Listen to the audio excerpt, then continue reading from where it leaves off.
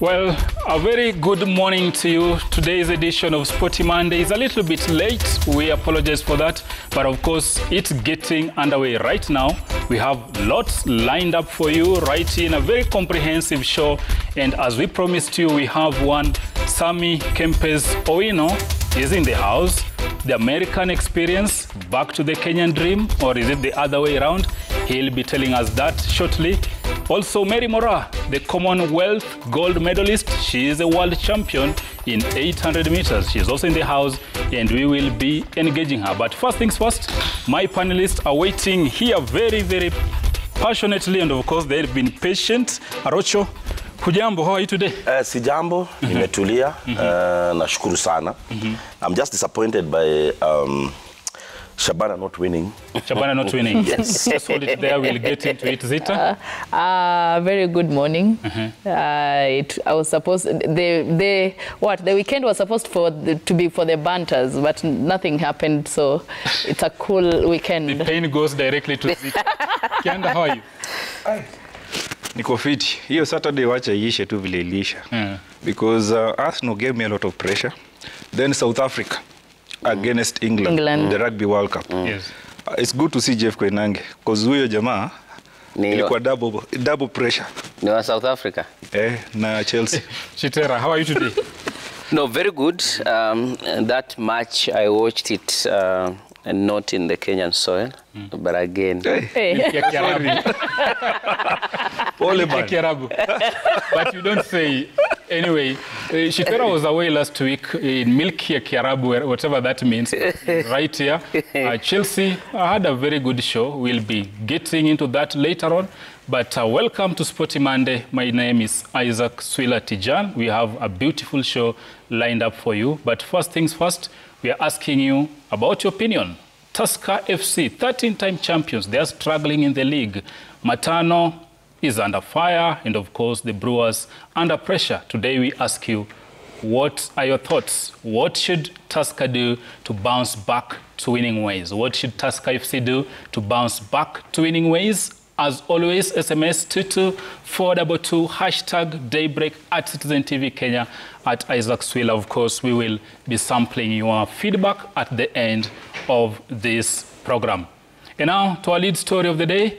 Football stakeholders are now raising the red flag as the clock ticks to the much-anticipated Football Kenya Federation elections set for next year, with the Federation yet to give a clear roadmap. And the stakeholders are now calling on the Sports Cabinet Secretary, Ababu Namwamba, to give directions to avert a scenario that would lead to the delay of the polls, thereby hampering football activities. Steve Shitera with that special report. With less than 7 months to the eagerly awaited FKF elections, the writing is on the wall that all is not well. The stakeholders raising the red flag over the lack of clear elections roadmap. Their hands pointing to the current FKF leadership, which they say is not committed to a smooth transition, but hell-bent on delaying the elections. The office ends before the 24th of February. Yeah, so which means by now the fellow should have started making arrangements for an election process. You know, an election is not an event. So it is important, to realize that the term must end come 2024, right? As and at when, they will decide to convene the annual general meeting for purposes of initiating the process solely depends in their hands. But there will definitely be Football Kenya Federation elections come next year. Wacha ianze hapa chini. Mimi nataka hata hiyo election ikuwe hata kesho, kwa sababu mimi nitakuwa delegate, nitavote. Honorable Senator. While appearing before a parliamentary committee last month, Sports CS Ababu Namwamba assured the football fraternity that the elections will be held by February 2024, as stipulated by the Sports Act 2013. Bila shaka kila mshikadau kwenye sekta ya kandanda angependa kuona kandanda ikinawiri hapa nchini. na naamini ni swala ambalo tumelizungumzia kwa njia ya uwazi kulingana na ratiba na katiba ya shirikisho la kandanda. Tukitizama msururu wa uchaguzi ambao umefanywa hapo mbeleni, bila shaka basi hiyo tarehe inastahili iwe tarehe 24 mwezi wa Februari mwaka 2024. It is the honors of the National Executive Committee of FKF to recommend the names of those to be appointed or to serve in the electoral board. It is also the honors of the National Executive Committee members of FKF to come up with the eligibility criteria upon which they must subject that to for approval by the General Assembly. Between that ordinary General Assembly, where both the board and the criteria have been adopted, there must be 6 months before the elective General Assembly, in which the board that have been approved shall preside over the elections. So if we go by that process, then definitely we are nowhere near elections by February. Comply with it.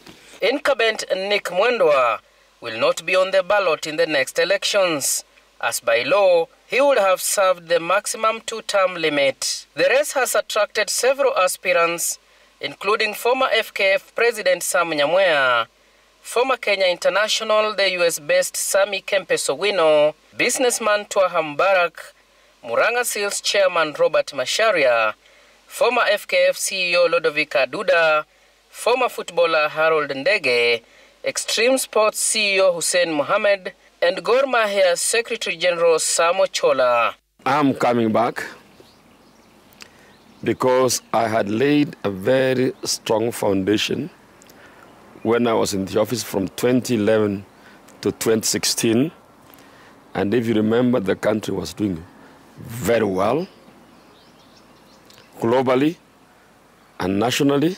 Even as aspirants show interest in the coveted FKF top job, there is a growing concern that the elections might not happen as scheduled. Our source at FKF headquarters intimating to Sporty Monday that there is a need to compensate the federation for the lost time when former sports CS Amina Mohamed kicked Nick Mwendwa out of office and formed a caretaker committee to manage football. However, ACT football stakeholders are having none of it. For that to also, take place, it means that you must, put, this to a vote by the Congress, and the Congress consists of members, representative members from the 48, branches, who were never affected by the decision that was taken by the then CS. If your term expires and you have not called an election, you simply go home. You pack up and go, and then the government can take its action in conjunction with the FIFA and the CAF and organize what we call a normalization committee, which can organize for election. So it doesn't help you. It only worsens the situation. Efforts to engage FKF President Nick Mwendwa on the matter were futile. The current regime was elected for a second term in 2020, and as per the Sports Act, should exit For 2 consecutive years, they have not held an AGM, which means you have floated your own constitution. Anybody moving to court can push FKF out of the office. So they must be very careful. We are in October now, ending almost. They have also not convened an AGM. So the onus is on them, the National Executive Committee of FKF, to be able to convene an annual general meeting. It now remains to be seen if FKF will call for an AGM and if their prayers of an extension for their tenure by 1 more year will be on the agenda, and whether it will garner enough support from its members. Ask for the ball, ask for the ball, ask for the ball. However, all indications point out that this could be yet another long-drawn election saga unless the government intervenes. Steve Shitera for Sporty Monday, Nairobi.